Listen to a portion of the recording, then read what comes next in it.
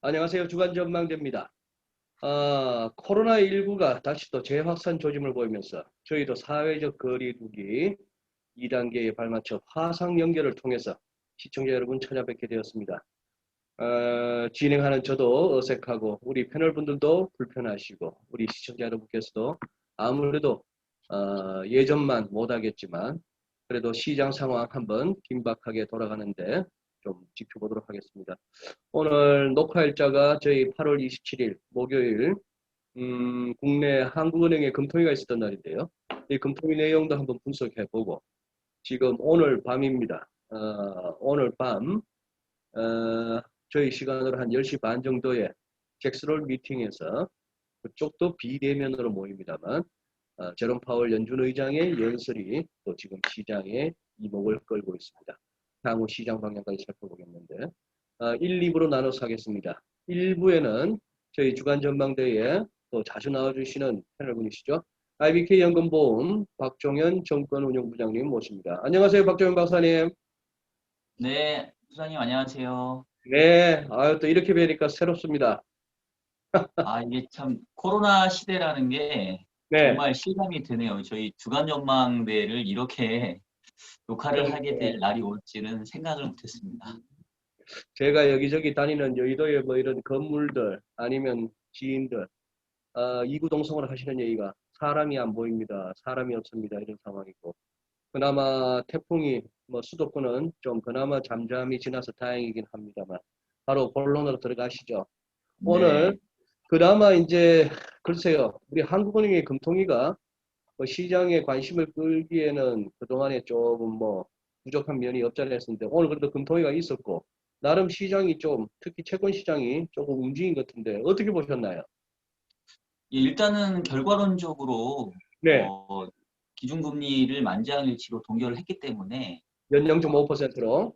네, 네. 주식시장이라던가 외환시장에는 뭐 그렇게 큰 어떤 임팩트는 없었던 것 같고요. 네. 다만 이제 채권 시장에서는 다소 조금 실망하는 이런 모습이 나타난 것 같아요. 실망이라 하고 뭐 금리 내리기를 원했던 건가요? 채권 시장이? 현재 상태에서 금리를 내리기를 뭐 원하는 정도는 아니었는데 네. 지금 이제 가장 채권 시장에서의 최근의 관심사는 네. 지금 코로나 사태가 뭐 심각해지고 장기화됨에 따라서 음, 현재 정부가 계속해서 이 확장적인 재정 정책을 펴고 있지 않습니까? 그렇습니다. 네. 예, 그러기 위해서는 이제 필연적으로 이 정부가 채권 발행을 통해서 자금을 조달할 수밖에 없는데 음, 그렇게 되면 이제 이른바 채권 공급이 늘어나면서 금리가 상승하는 그리고 그게 또 이제 민간 쪽에서는 우리가 이제 뭐 크라우딩 아웃 이펙트라고 얘기를 하잖아요.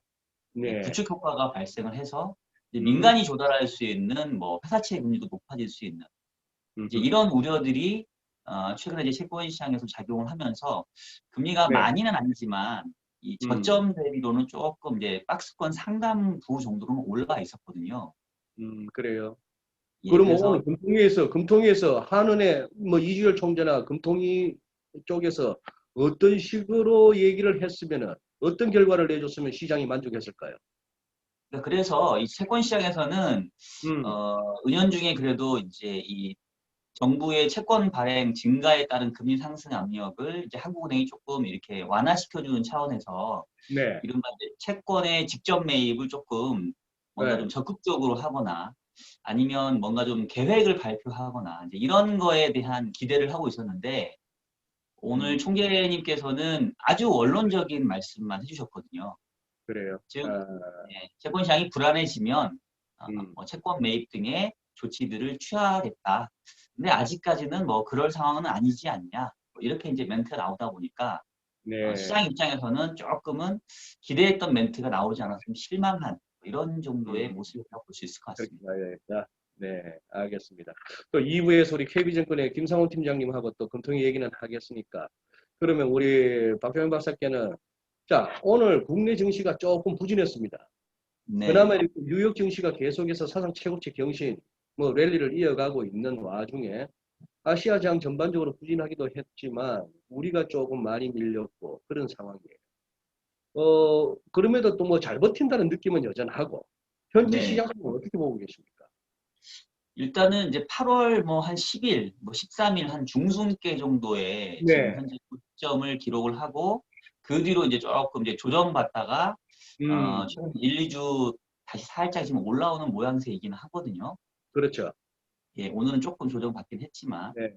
일단은 이제 제가 봤을 때는 그래도 이 주식시장만 보게 되면은 좀 견조한 상승세를 지금 유지는 하고 있는 것 같고요. 네. 다만 이제 최근에 국내에서 이 코로나의 2차 유행에 대한 우려들이 상당히 커지고 있잖아요. 네. 지금 어제도 일일 확진자가 지금 400명대로 지금 음, 지난 3월 이후에 이제 최고로 늘어나다 보니까 글로벌리 특히 이제 미국 시장의 강세를 지금은 좀 온전히 쫓아가지 못하는 이런 모습들이 좀 나타나고 있는 것 같습니다. 네. 약간 국내적인 요인들. 하지만 그럼에도 불구하고 이제 외국인들이 8월 들어서는 계속해서 국내 주식에 매도세를 보이다가 지금 음, 요번 주 들어서는 한 5천억 정도 지금 매수세를 지금 보여줬거든요. 이번 주 들어서죠. 그래서 이번 주 네. 들어서. 네. 네. 그래서 그런 것들이 어쨌든 간에 그 심리적인 좀 안정감으로 좀 작용을 하면서 뭐 오늘 하루만 가지고 시장을 평가하기 그런 것 같고 전체적으로 음, 봤을 때 8월 중순에 고점 찍고 조정받으면서 이게 꺾이는 거 아니냐라는 우려가 있었지만 그거보다는 상당히 시장이 이 상승세는 여전히 유지되고 있다. 이런 정도의 모습은 최근에 좀 보여주고 있다라고 좀 아직은 좀 긍정적으로 시장을 좀 보고 있는 상황입니다. 긍정적으로 보고 계시다. 네. 뭐, 적합한 표현은 아닙니다만, 혹시나 이렇게, 뭐, 오늘도 그렇고, 가끔씩 최근 들어서, 단발성이긴 합니다만, 특별한 이유 없이 이렇게 장이 좀 밀리는 느낌 들잖아요. 뭐, 네네. 그렇기 때문에 여지없이 또 개인들이 이렇게 매수를 들어와서 지수를 또, 보합 내지는 플러스로 돌리기도 하고 했는데, 그렇게 한 번씩 특별한 이슈나 무슨 이유를 찾기 힘든 가운데 툭툭 밀리는 거는 어떻게 보시냐? 혹시나 그럴 경우에, 자, 음. 뭐, 적절치 않은 표현이 이겁니다. 혹시 쎄한 느낌은 안 드시고, 그럴 때. 아,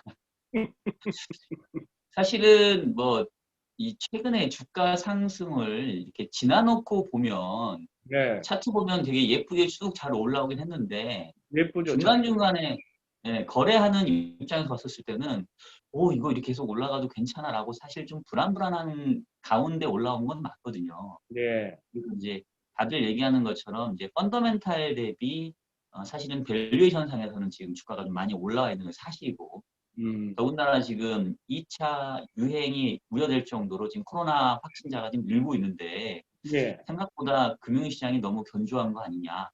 위험 자산인 주식이 너무 강세를 계속 유지하는 거 아니냐. 이런 어떤 좀 뭔가 뒤를 돌아보게 되는 그런 이제 부담은 있는 것 같긴 해요. 음, 하지만 이제 최근에 주가를 상승시켰던 가장 원동력을 꼽으라고 한다면 결국 이제 유동성의 힘 아니겠습니까? 그렇죠. 근데 지금 뭐 오늘 금통위에서 비록 이 한국은행 총재가 이 채권 시장에는 다소 조금 기대에 못 미치는 그런 발언이 있었지만 네. 그럼에도 불구하고 전체적인 기조는 향후 경제 상황 봤었을 때는 여전히 코로나에 의해서 상당히 조금 불확실성이 크고 그리고 이러한 불확실성들이 거치기 전까지는 이 한국은행은 계속해서 통화 완화 기조를 유지하겠다라고 그 부분들은 분명하게 얘기를 해줬기 때문에 그런 차원에서는 여전히 이 주식시장을 떠받쳐왔던 유동성 장세가 아직은 유지되고 있다. 이런 기대감들, 이런 어떤 신뢰들이 좀 밑바탕에 깔려 있는 것 같고요. 중간중간에 뭐 워낙 가파르게 올라왔기 때문에 주가가 뭐 하루 이틀 내지는 단기적으로 조금씩 빠지는 부분들은 어떻게 보면 시장에서 나타나는 자연스러운 그런 움직임이라고 일단 판단을 좀 하고 있습니다. 오늘 재밌는 얘기를 하나 들었습니다. 저기, 왜, 어, 각 지역별로 지자체에서 이렇게 확진자 새로 발생하면은 뭐 몇 번, 어느 시청이나 이런 데서 몇 번 환자 발생했고, 동선 확인하라. 뭐 이런 것들이 오잖아요. 네. 이걸 갖다가 전국적으로 수집을 해가지고, 보건당국에서 공식적으로 발표하기 전에, 우리 뭐 낮에 아침 10시에 하니까, 음, 전날 어느 정도 나왔을까? 이걸 가지고, 그래서 개장해서 그 발표 시점까지 1시간 동안, 그걸 또 음, 뭐 정시에 조금이라도 이용해 보려고 하는 움직임도 있다던데, 참, 네. 돈 벌려고 별짓 다 합니다. 잉? 그런데 이 코로나 확진자 수가 늘었다 줄었다 이게 시장에 영향을 실제 미치고 있다고 보세요. 일단은 그 영향력 자체는 여전히 있다라고 볼 수 있는데 그 음. 영향력의 정도와 강도는 확실히 좀 약해지고 있는 것 같아요. 아니 그럼 확진자가 늘었다고 해서 장이 진짜 빠지나요? 일단 이제 제가 봤을 때는 뭐 오늘은 사실은 조금 그 영향이 없었다고 보긴 어려운데 뭐 음. 그렇다고 해서 그게 아주 크리티컬했다고 보긴 어려운 것 같고요. 네. 그 확진자의 추이로 봤었을 때는 이제 조금 감소하는 듯 하다가 음. 8월 중순 이후로 지금 사실은 확진자가 크게 늘어나고 있는 상황이잖아요. 그렇습니다. 예. 그리고 그런 것들을 감안해 봤었을 때는 주식시장이 지금 앞서 얘기했던 것처럼 조정받는 듯 하다가 다시 좀 바닥에서 꾸역꾸역 좀 올라오고 있기 때문에 음. 상대적으로 조금 이 확진자에 대한 그 민감도가 좀 떨어지고 있다.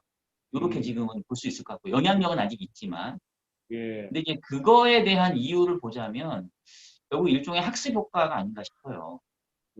그렇죠. 맞아요. 학습 효과, 뭐 적절한 네. 표현이에요. 또 3월에 그때 못 들어갔던 분들 얼마나 또 지금 조정을 또 기다리다가 그게 벌써 몇 달이 지났습니까? 5개월 넘게 조정다운 조정 없이 있고 하는 거. 그리고 최근 들어서 외국인이 아까 말씀하신 바와 같이 8월 들어서도 계속 8월 들어서까지 매도를 보이던 외국인들이 조금 사는 모습을 보이니까 외국인이 돌아왔다 뭐 이런 식으로까지 뭐 묘사를 하는 데가 있는데 지금 외국인 스탠스에 특별한 확실하게 뭐 어떤 기초적인 변화가 감지됩니까? 아직은 뭐 저는 기초적인 변화라고 얘기하기에는 조금은 뭐 성급하다고 생각이 되고요. 네. 왜냐하면 이제 요번 주 들어서 한 5천억 정도 매수를 음. 하긴 했지만 8월 전체적으로 봤었을 때는 아직은 이제 순매도에 좀 머물러 있고 최근에 이제 글로벌 금융시장 특히 이제 미국 시장의 어떤 그 강세에 비하면 한국 시장은 상당히 좀 저조하기 때문에 외국인들이 이제 현재의 지수대에서 국내 주식을 뭐 강하게 매수를 한다? 요거는 제가 봤을 때 조금은 아직은 좀 이른 기대가 아닌가 싶고요. 그 네. 재밌는 게 이제 요번 주 들어서 외국인들이 어떤 종목들을 주로 샀는지를 한번 종목군을 쭉 보니까 네. 현재 주식시장에서의 주도주는 뭐 봐야 뭐 누구나 다 얘기하는 대로 BBIG 아니겠습니까? BBIG. 그렇죠. 제가 제대로 알고 있나 바이오 배터리 인터넷, 그리고 인터넷 인터넷, 게임. 게임. 예, 예. 그래서 BBIG 7 이래가지고 뭐 그거 관련된 이제 종목들이 있는데 요번 주에 외국인들이 샀던 종목을 보니까 네. BBI까지는 샀고요. 그러니까 BBI까지 게임을 샀고.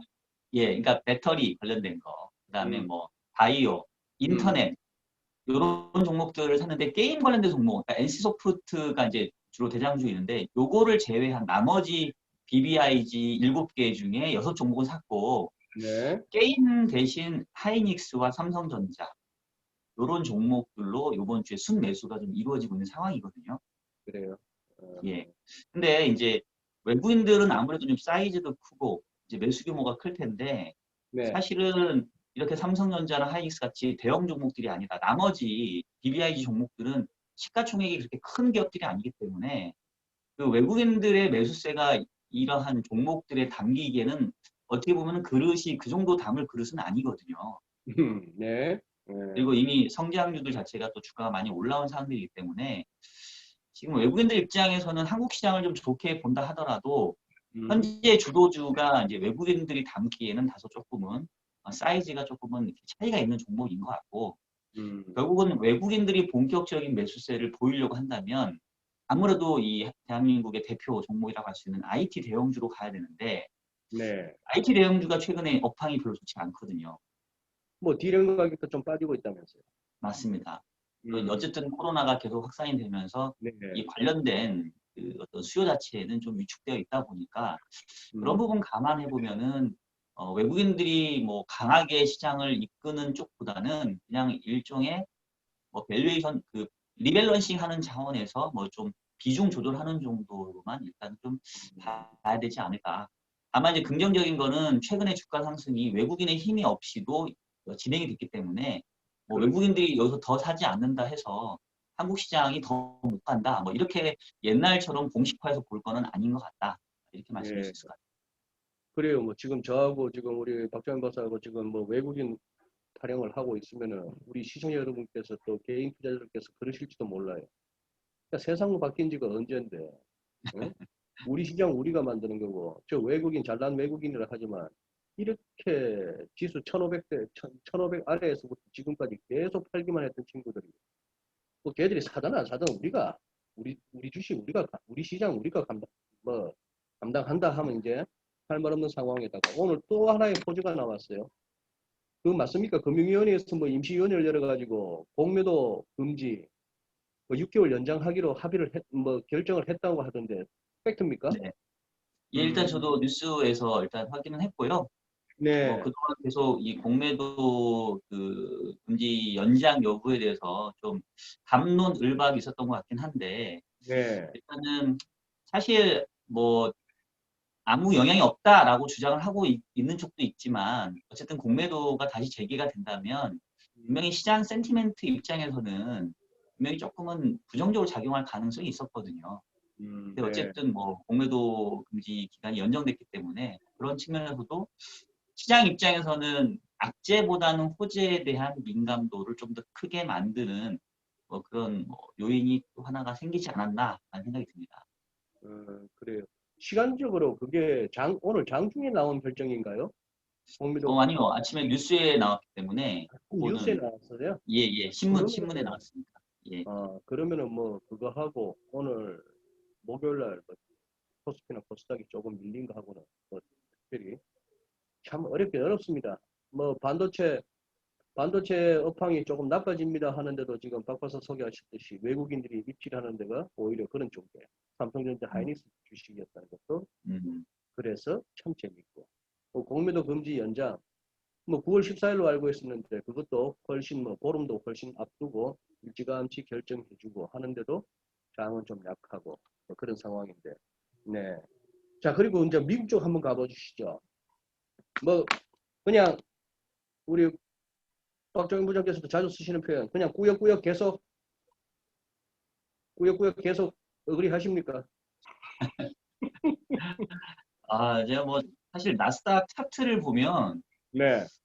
뭐 그 어디에서도 이 코로나의 흔적은 찾아볼 수가 없거든요. 뭐 나스닥도 나스닥이지만 뭐 네. 테슬라나 아마존 이런 거 월간 차트 한번 띄워보세요. 이거 태양계 주식이 아닙니다. 거의 뭐 그렇죠. 안드로메다급이에요. 예. 지금 뭐 테슬라도 보면은 뭐 거의 10배 이상 지금 상승하고 있으니까 네, 연초 대비. 네. 그래서 저도 좀 이렇게까지 시장이 강한 이유가 뭘까라고 물론 뭐 조금 테슬라가 우리 국내 투자자들의 해외 투자 종목 가운데 제일 비중이 크고 돈도 많이 음, 실렸으니까 뭐 네네 결과적으로 나쁘지는 않습니다만 네네 이제 옆에서 보는 관전자의 입장에서는 좀 아찔아찔하죠. 음 그러니까 분명히 최근에 주가 상승 속도는 상당히 좀 가팔라 보이긴 합니다. 네. 근데 이제 나름 이제 뭐 이유나 근거는 있는 것 같고요. 이유나 지금 미국 근거는 있다. 시장은 제가 봤을 때는 삼박자가 지금 맞아떨어지고 있는 것 같아요. 삼박자, 삼박자 세 가지. 상승 요인 세 가지. 그렇죠. 예. 일단 네. 첫 번째는 유동성의 힘이 계속 유지되고 있는 것 같고요. 네. 이제 오늘 잭슨홀 미팅도 있지만 이제 파월 의장이 뭐 평균 물가 목표제 뭐 이제 이런 얘기도 나오던데 그냥 쉽게 말해서 물가가 다소 상승한다 하더라도 섣부르게 유동성 공급을 서두르지 않겠다. 음, 이런 어떤 내용들이 나오지 않겠냐. 그 네. 얘기는 적어도 현재의 유동성 파티는 아직도 끝나려면 멀었다. 음, 그런 어떤 기대감이 밑에 근저에 깔려 있는 것 같고요. 네. 두 번째는 그 와중에 최근에 경제 지표들이 미국 같은 경우는 이제 전기 대비, 뭐 전월 대비 지표들 많이 쓰잖아요. 그렇죠. 그러다 보니까 아무래도 2, 4분기가 이른바 이 락다운 효과로 가장 경제가 위축됐던 시기였기 때문에 음, 2, 4분기 대비로 보면은 뭐 월간 지표, 분기 지표가 단기적으로는 크게 개선돼서 나올 수밖에 없거든요. 거의 뭐 서프라이즈급이더만요. 네. 그렇죠. 그러니까 뭐 네. 워낙 망가졌기 때문에 네. 그래서 일단은 뭐 주식시장 측면에서는 어, 이런 것들이 상승 모멘텀으로 이렇게 뭔가 이용될 수 있을 만한 그런 음, 가능성은 충분히 있는 것 같아요. 세 번째는. 세 번째는 백신 개발에 대한 기대감들도 음, 굉장히 작용하고 있는 것 같습니다. 네, 일단은 우리 트럼프 대통령이 지금 발등에 불이 떨어졌잖아요, 지금. 네. 지금 이제 11월 대선을 앞두고 그 바이든과는 지금 경쟁률 저기 뭐야 차이가 지금 현재 지지율 차이가 조금 이렇게 뒤지고 있는 상황이기 때문에 참 특히 신기해요. 애초에는 게임이 안 될 것 같았는데 어떻게 이 상황까지 왔을까요? 뭐 여러 가지 있겠지만 아무래도 이제 코로나 상황이 음, 영향을 음, 주면서 또 과거 역대 대통령들 보면 재선에 실패했던 대통령들의 공통점은 결국 이제 선거를 치르던 그 해 경제가 안 좋았던 경우는 대부분 이제 재선에 실패를 했거든요. 그랬죠. 예, 이제 현재 트럼프 대통령 입장에서는 경제도 잡아야 되고 또 이 코로나라고 하는 방역도 잡아야 되는데 예, 결국은 그 두 가지를 잡을 수 있는 현재로서 요술방망이는 백신 개발밖에 없지 않겠습니까?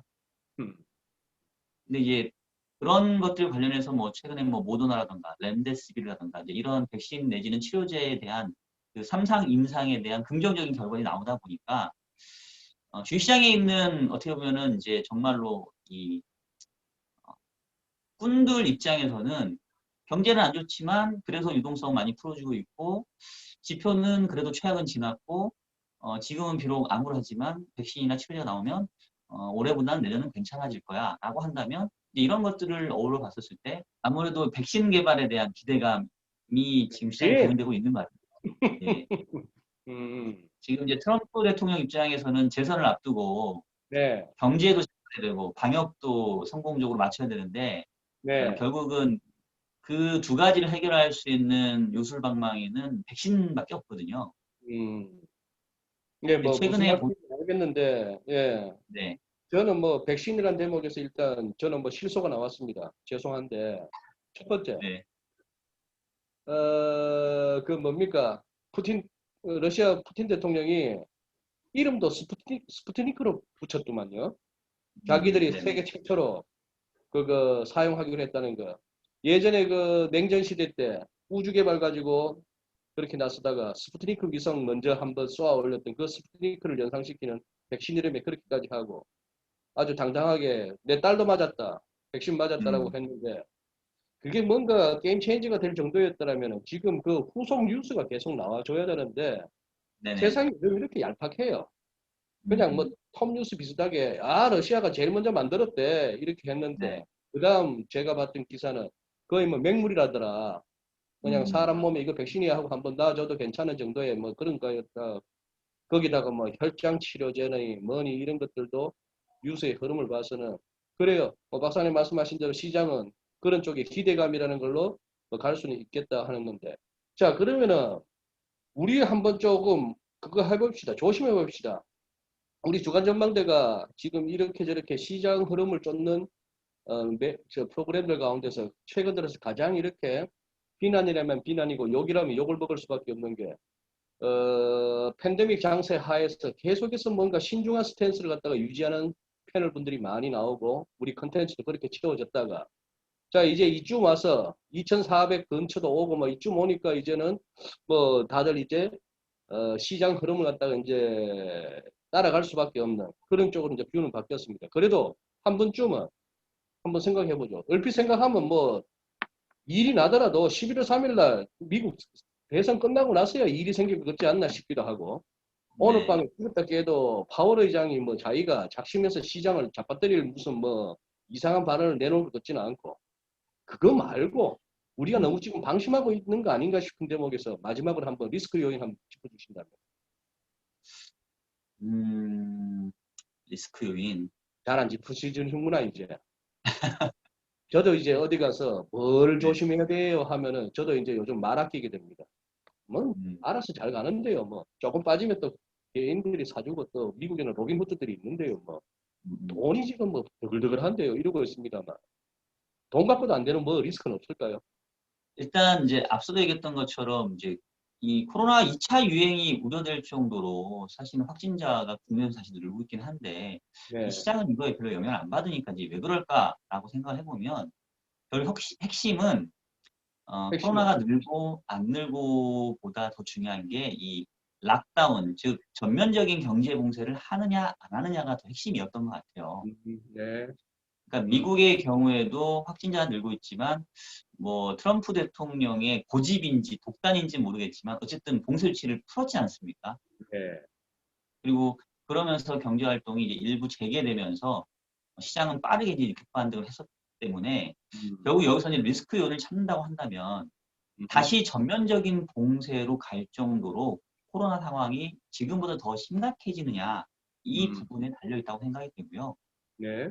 결국은 지금 이제 뭐 일일 확진자가 늘어나면서 뭐 병상이 부족해지고 의료시설이 이거를 수용하기 못할 정도까지 이르게 되면 그때는 다시 또 충격이 올 수 있겠죠. 음, 한 방에. 네. 근데 이제 그것이 아니라고 한다면 단순히 이제 코로나가 뭐 늘고 뭐 이것과 관련된 경제 활동들이 제약이 받고 뭐 이런 것만 가지고는 시장을 현재 상태에서 크게 아주 위험 요인으로 몰고 갈 것 같지는 않고요. 그거 말고는 뭐 미국과 중국과의 갈등 부분이 있긴 한데 이것도 음, 보면은 좀 무역 분쟁 쪽은 오히려 조금 잠잠한 것 같고 네. 오히려 뭐 남중국해에서 뭐 실질적으로 실질적인 뭐 약간 알력 다툼 근데 뭐 미국과 중국 둘 다 실질적으로 뭔가 이렇게 군사적인 충돌을 할 정도의 무모함은 없을 거라고 생각되기 때문에 일단 제가 봤을 때는 현재 리스크를 찾자고 한다면 전면 봉쇄로까지 코로나가 확산될 것이냐 말 것이냐 이 부분으로 결국은 좀 알겠습니다. 모니터링 해야 되지 않을까 싶습니다. 예. 그래요. 박 박사님, 그러면은 저희 또 이제 제한된 시간 가운데 하는 거니까 한번 이 말씀만 한번 여쭤보죠. 요즘 그러면 그냥 뭡니까? 뭐 기관들은 입장은 다릅니다만 돈 많은 개인들 상대로 드리는 말씀 중에 채권 하지 마세요. 그냥 주식만 하세요. 동의하십니까?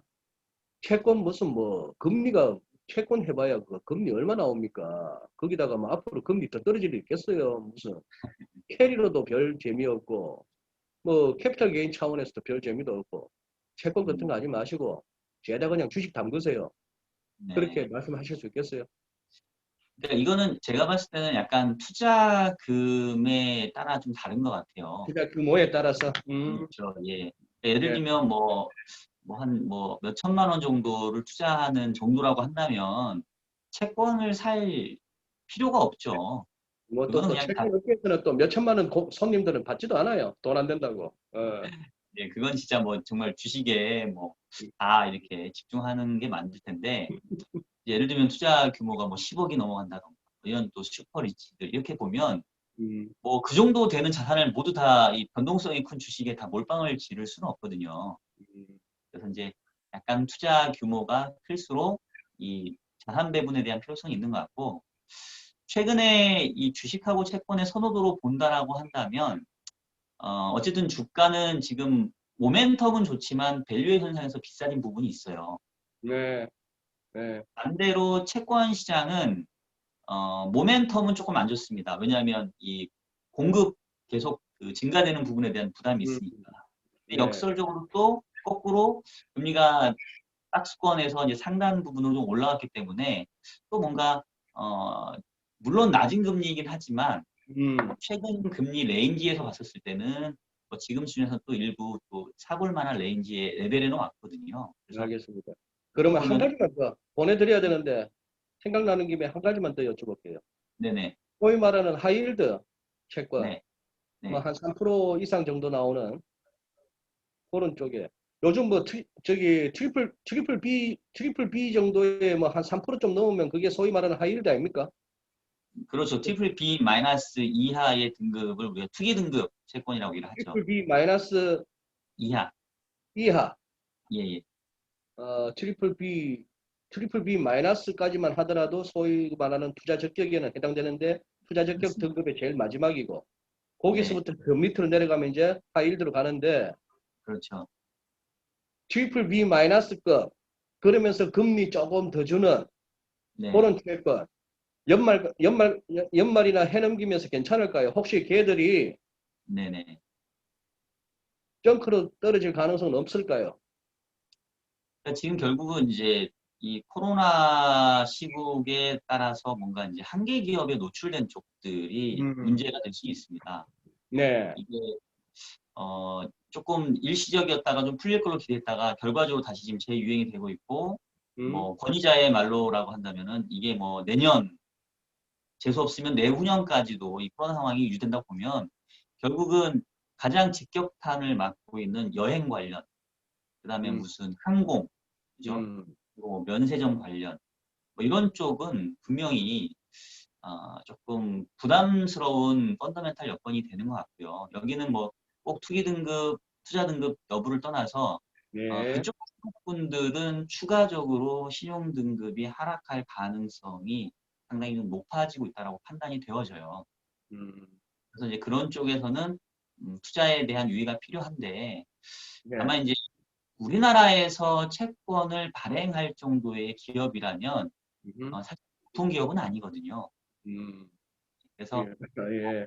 이게 어떤 디폴트의 문제는 아닌 것 같고 그러한 리스크들을 충분히 반영을 해서 예를 들면 뭐 트리플 B 현재 등급의 채권인데 실제 네. 현재 금리는 이미 더블 B급의 금리를 보여주고 있다. 즉 신용 등급 하락에 대한 부분들이 이미 시장에 반영되어 있다라고 한다면 그런 것들은 어떻게 보면은 뭐 개인 투자자 입장에서는 일종의 또 투자 기회로 저는 삼을 수 있다라고 생각이 되어집니다. 알겠습니다. 그래요. 그래요. 박 부장님 오늘 뭐 또 이렇게 시간 내주셔서 감사하고요. 하루빨리 스튜디오에서 다시 또 건강하게 만나기를 바랍니다. 코로나 시국에 건강 잘 챙기시고 네, 네, 선생님도 하시는 업무에도 또 대면으로 뵐 날을 기대하겠습니다. 예, 고맙습니다. 네, 안녕히 계세요.